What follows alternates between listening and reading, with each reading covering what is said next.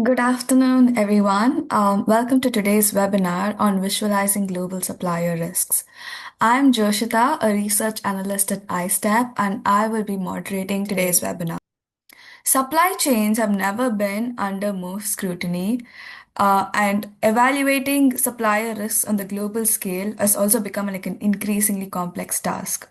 But on the other hand, the stakes couldn't be any higher. Meanwhile, we also see that organizations are working under very limited visibility into what's actually happening into their supplier facilities. When you consider all of this with the tightening regulations and renewed focus in the business continuity, it becomes very clear why this is at the top of the agenda for most businesses. So, what will we be covering in today's session? We have structured the session so that it'll take you from foundational analysis through initial planning. So, we'll be covering how to establish the right scope for meaningful risk evaluations, connect supplier data to specific geographies, identify the risks that genuinely matter for your business, and how to use forward looking scenarios to understand your exposure and resilience and translate all of these insights into clear priorities. A little about who's producing this webinar. Today's topic is brought to you by the ISTEP Network and Fostera. iStep was born out of a collaboration with University of Bath School of Management, and Fostera is a sustainability consulting firm working with both private and public sector clients, helping them navigate complex challenges.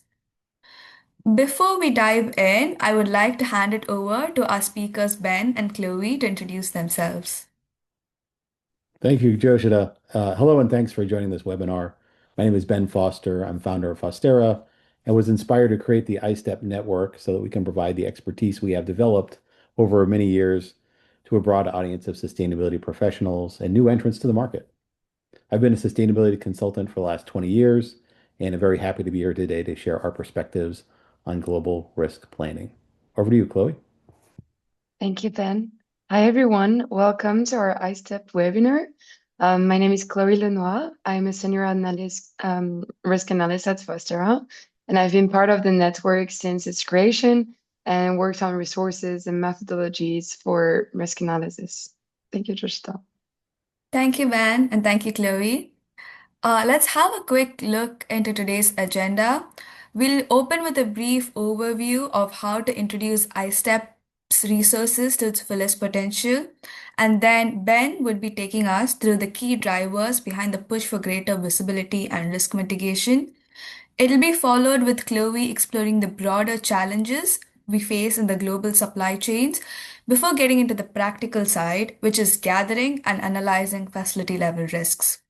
Finally, we'll be wrapping it up with responding to any of the questions On the that you next have. slide, let's dive into some of the drivers for risk planning. So why is this important to your organization? You may be finding that the drivers are sustainability and regulatory. Your teams are looking at compliance, how to provide thoughtful and appropriate responses to regulatory requests, and also how to integrate a more consolidated approach to looking at supplier emissions impact as well as risks as a broader ESG portfolio. Within your operations and supply chain, your team may be looking for ways to rebalance their supplier network under when it's under pressure and all the things that are happening right now on geopolitical or cost basis, as well as how to describe the business impact at a high level to your supply chain to advocate for budget and changes, but with detailed insight. Your finance department is always looking at ways to invest in their own facilities or build out new capacity, but they want to make sure that those are positioned for long-term success. And also to ensure that resilience is built into your budget and planning. That is an increasingly important area, and as you look for long-term investments. Finally, customer operations. If you look externally, your largest customers are likely looking for you to provide insight on your own operations because you're key to their supply chain. They want to understand what's happening, and they want to make sure that, or you want to make sure that you're satisfying those requests to keep your customers happy, while also anticipating serious issues that could occur and how to communicate and collaborate for solutions. So these are probably some of the things and themes that you're running into. We see this very frequently. On the next slide, in addition to the internal drivers, for risk planning. We all have constant reminders in the news of what's happening across global supply chains. Not a day goes by where aren't some major regional events, as well as increasing regulations at a state and local level. So it's really pushing companies to think about things in a way that they have not had to before. It's funny, every couple of years there's some big system shock to the global economy, and we have to adapt to those. But when we look at climate risk and global risk strategy, it's now is more timely than ever. In fact, right now in 2026, there are thousands of companies, literally, that are beginning to work on their climate and global risk related assessments for the first time in earnest due to regulations at the national level in different countries and the state level within countries. And those regulating bodies are really pressing for more insight, as well as the global issues that you see day to day. These external forces are creating a whole new set of discussions internally to understand and begin to address supply chain resilience from an operational and a sourcing basis. We see this really as a large-scale rebalancing that should be done in a way that reduces your overall risk. As companies look for new partners and sources and locations, they want to make sure the risk profile changes in a way that helps to reduce overall risks, not increase them, or at least to understand better what risks there are so they can potentially work towards improvements in resilience and long-term viability. Now, before we dive into a more detailed approach of understanding supply chain risks, let's talk about what it is and is not. Like what's in scope and what are we not in scope. Now, on an immediate response, as you can see from the image on the right, when serious events occur, on a daily basis, your sourcing teams are very experienced and effective in handling those problems. They know how to keep things running. Your business is successful because it has those people that are looking at issues and how to work around the problems. They might take an all hazards approach, which is a way to look at anything that might happen and be ready to act quickly to minimize the impact. Typically, an organization will have embedded institutional knowledge across the organization and even within your supplier network on how to handle those issues. That's the immediate response. We are not focused on those immediate responses in strategic planning. While that's important and informative, and you want to harvest those experiences and existing things that have happened before and the processes internally to inform the planning. But when we're looking at it strategically, this really needs to be a full spectrum analysis across all the different things that could happen on a long-term basis within your supply chain. Your goal is to reduce the overall risk landscape.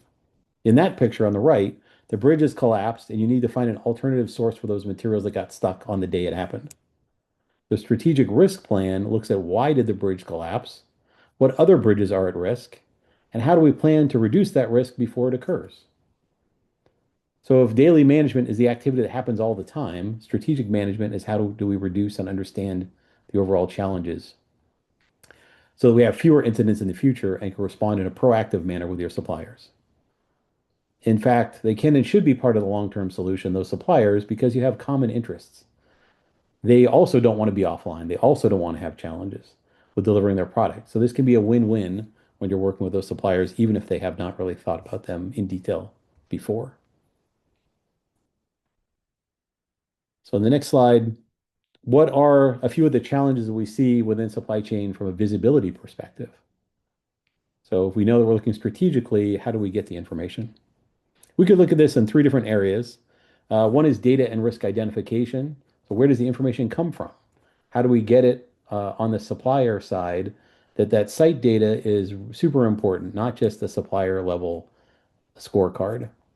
That doesn't provide detail at individual facilities and it doesn't really get to the heart of the issues that happen at the site level. And that's where site characteristics that are risk focused are very important.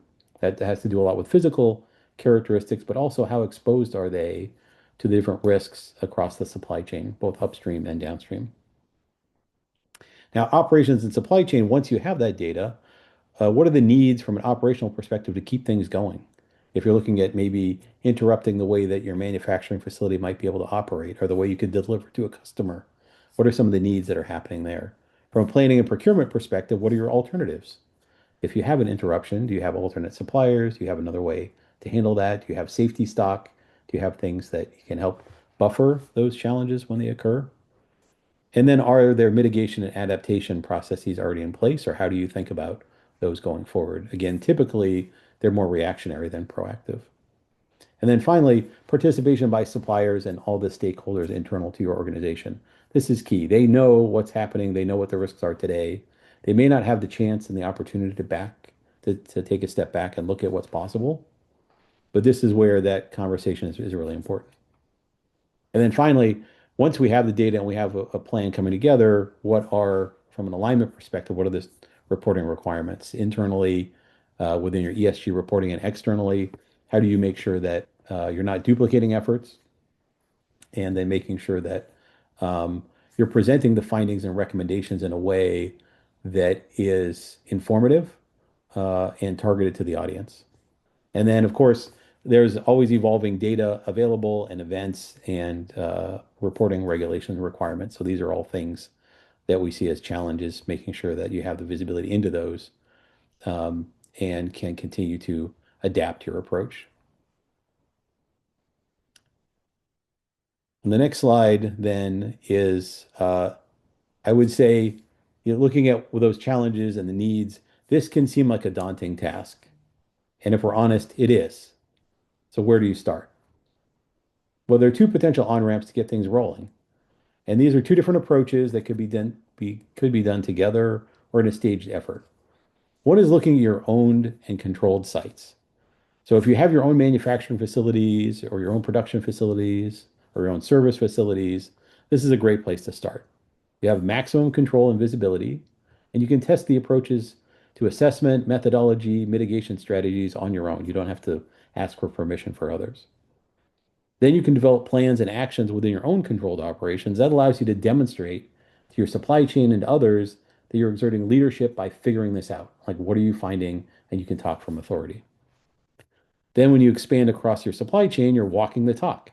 You're describing to them what's possible and from an informed perspective.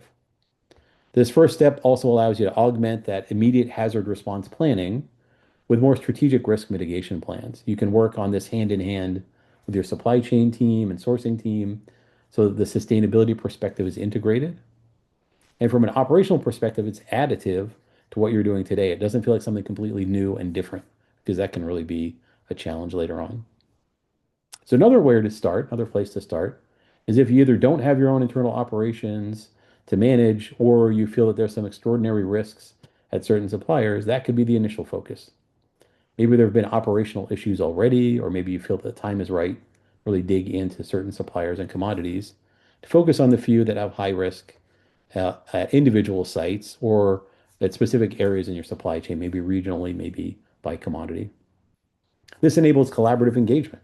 As I mentioned earlier, your suppliers want to have a more resilient operation as well, of course, although they may not know how, and they may not have done a full study at the same realm. So collaborating with them on risk management and planning creates another way to build a stronger bond together. That's a win-win that also builds a foundation for sharing information in the future and how to communicate when there are new stresses in the supply chain. One of the areas, maybe just go back really quickly. One of the areas that are really underrepresented is how to engage with regional stakeholders outside the direct control and borders of your own supply chain. For instance, if there are infrastructure concerns where you operate, like let's say the roads or bridges or water or internet, there are likely infrastructure providers that you can engage with because they would typically have their own planning process, their own risk assessment for their network. And the work they do on a regional basis, the work that we do on a regional basis indicates that both suppliers of infrastructure services and the manufacturing sites that they are served by are working on the same plans, but they don't know what each other is doing. Your electric provider may be working on resilience and you may be working on it, but if you're not talking together, then you're missing an opportunity. They may be willing to invest more in a way that would help you reduce your risks. That's a way that you can build better resilience and leverage their resources because it doesn't have to come out all of your own budget. So working together and identifying those stakeholders are key. So these are two ways to get started. Of course, you can look across your entire supply chain to develop a full risk profile. And we're going to dive into thinking about that in a minute. But if you want to be more tactical and you want to get started in a way that's really meaningful, these are two great ways to do it. On the next slide, for a comprehensive risk assessment, we need to work on setting boundaries and level of granularity to be effective. 3 steps we can use to make sure that we don't go too deep or too shallow are focus, select, and align. We want to focus our efforts on the right data sets. We want to select our approach on how to use those. We want to align with reporting needs and planning processes. Focusing on the right data is key on a physical and operational characteristics perspective. I mentioned that before, that making sure you get that at the local level and looking at key physical and operational characteristics, making sure to gather that information and organize it in a way that's useful. In terms of selecting, we want to select the right drivers for risk. We want to look at what is relevant in your industry. If you're making agricultural products, or you're making steel or metal products, if you're a service provider, all those challenges will be different. So it's important to select the right metrics. From an exposure perspective, looking at historical and future data sets and the right horizon is going to be important. So you don't go overboard on the analysis, but you also don't miss something important. And then what is the impact on your value chain and customers, as well as long-term viability for the site? These are going to be important as you look to develop a strong approach to evaluation. And finally, looking at comparative analyses across countries, they need to be aligned in a way that you can figure out how those risks are distributed and how you could potentially shift to lower risk areas. Reporting requirements externally are key to making sure that you're rolling up your assessment and understanding and communications in a way that address those requirements without having to do double work. This effort also needs to fit in your planning at a site level and across the whole supply chain on how to adapt to challenges and risks as they increase and evolve over time. To dive into more details on gathering the risk drivers, I'll hand it off to Chloe. Thank you so much, Ben. So I'm going to introduce the key building blocks of global supply chain risk analysis. At a high level, risk analysis is built around 3 core components. First, identifying risk.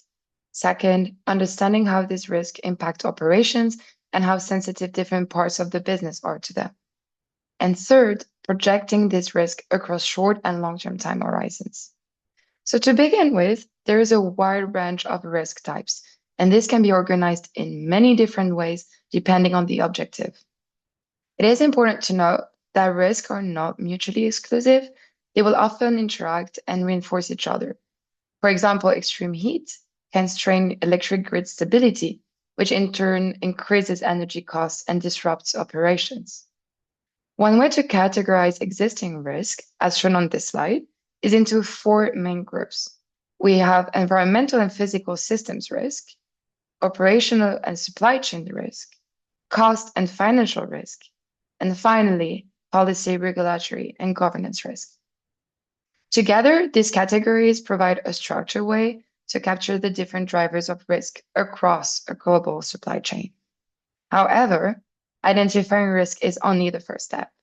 The key question is how this risk translates into real impact on a company's operation.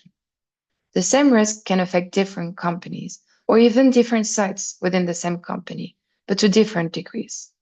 For example, a facility located in a water-stressed region will be far more exposed to water-related risk than one in a water-abundant area. This means that each site has its own level of sensitivity to each risk, depending on its geography, operations, and dependencies.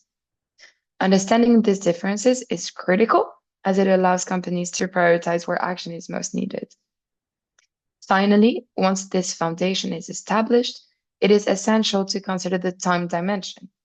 Risk evolve over both the short and the long term, and their impact and relevance can change significantly over time. So by combining risk categories, site-level sensitivity, and a clear time horizon, companies can move from a high-level understanding of risk to a more targeted and forward-looking action planning. On the next slide, we provide some examples of risk drivers across the 4 categories introduced previously. For environmental and physical systems, these include extreme weather, geophysical events, and water or waste-related constraints, all of which are highly location-specific and can directly disrupt operations or even damage assets.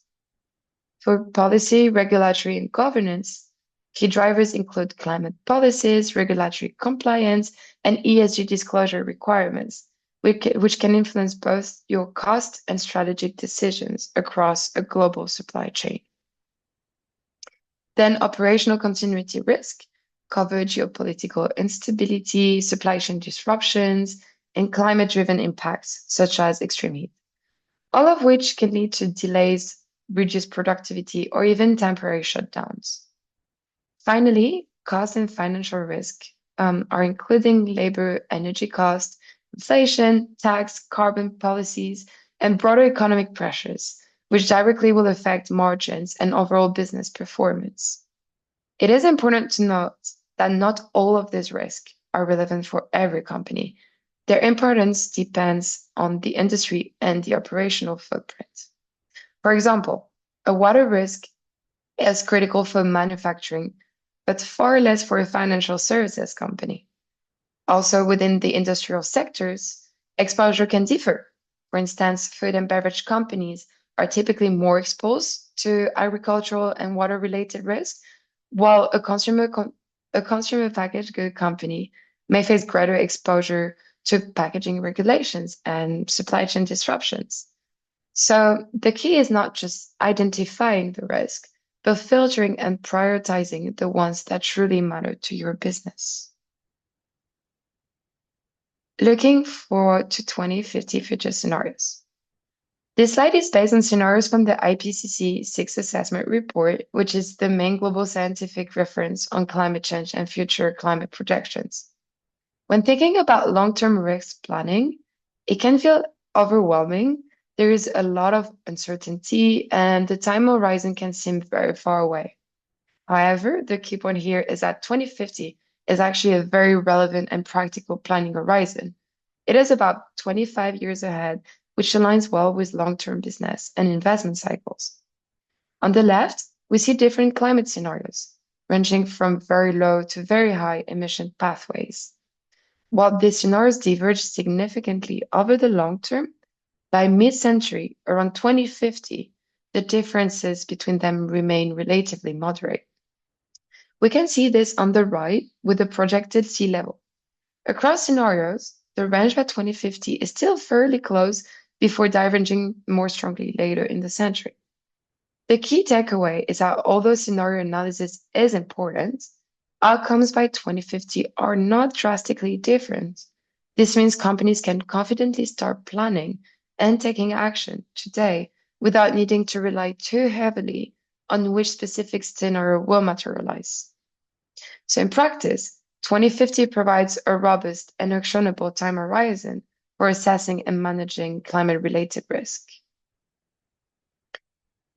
Once we understand the overall process, the next question is, where do we actually get this data from?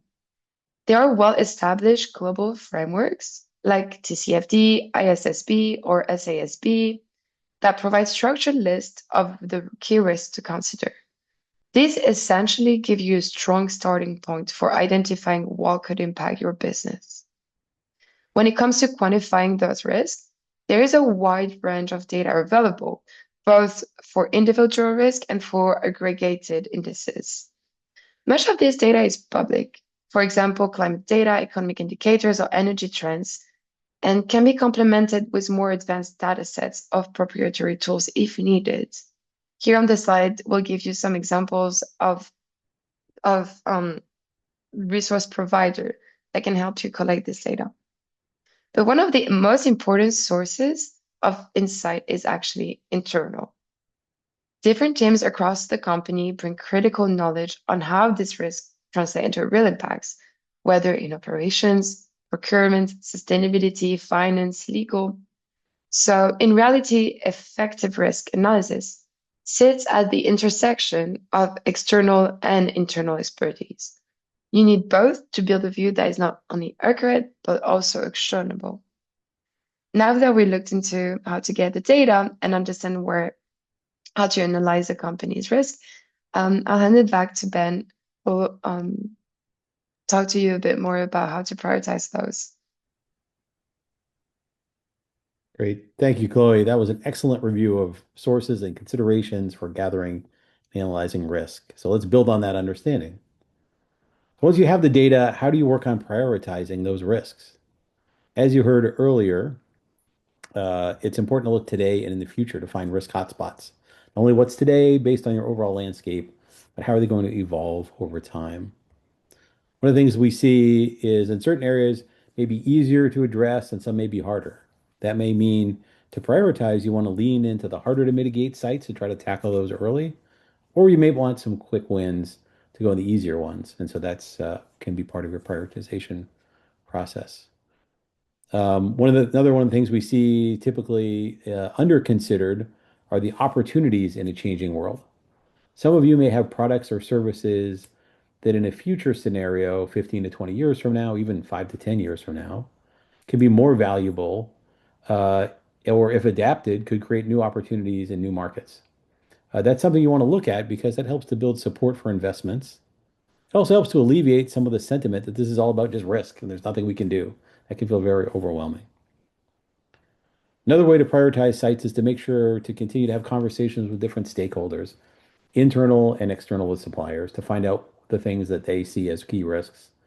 And it could be an educational opportunity as well to help them understand what's in place and help see what risks could potentially be mitigated, and some good perspectives on all those different parts that really need to be integrated into your prioritization efforts. Because there may be things, while from an academic perspective are identified, but real world, there may be things that are even more pressing. So you want to be able to put that into context. The quantification of those risks really come down into ranking and scoring. Ultimately, you're looking at exposure to a risk and sensitivity to those risks. Chloe described those a little bit earlier. Related considerations include customer impact and overall impact to the business as well. And of course, the scale of the investment to reduce those risks are key to planning. Finally, regulatory requirements and the evolution of regulations that could change how you rate different risks and opportunities if they're specifically sensitive in certain areas from a regulatory or environmental perspective. On the next slide, a typical structure to identify high-risk sites and prioritize efforts is to put the risk scoring into quadrants. This diagram utilizes a two-axis structure to categorize the risks based on their frequency or exposure and potential impact or sensitivity. The one axis that measures exposure represents how often a particular risk occurs.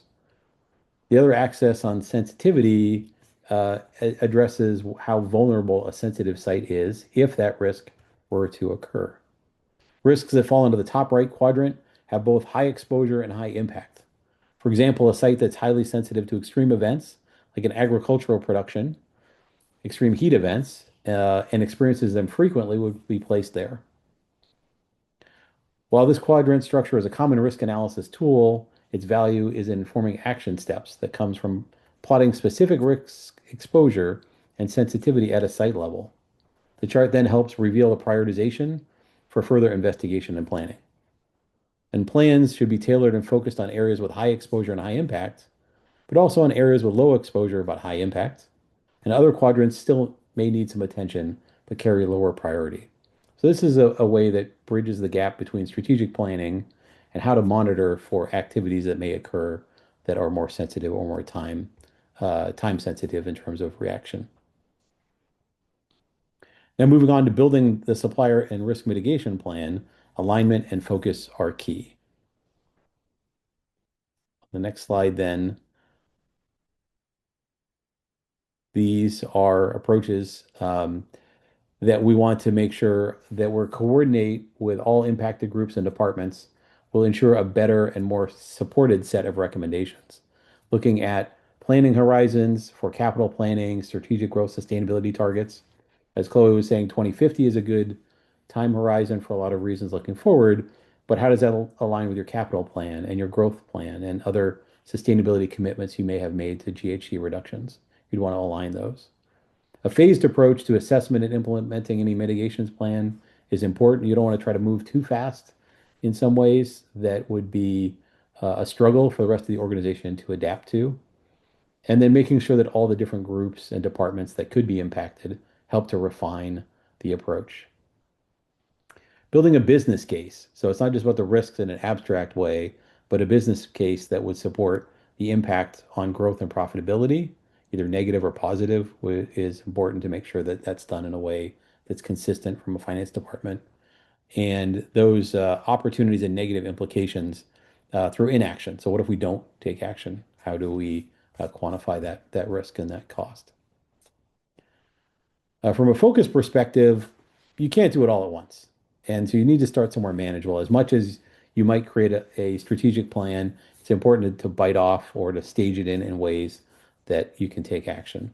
It's important also to balance the readiness, the reactive approach we described with midterm resilience, which is a more proactive approach, and incorporate elements of both to demonstrate quick value.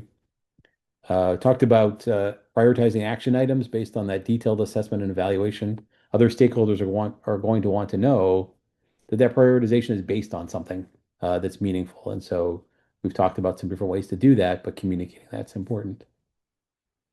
With all the regulatory requirements that you may be responsible for, and as you dig deeper in to look at those, you find them at the local level, state, federal, some of the global frameworks that you are part of, perhaps. Making sure that everything's aligned with those so the focus doesn't go too far astray of the minimum, at least.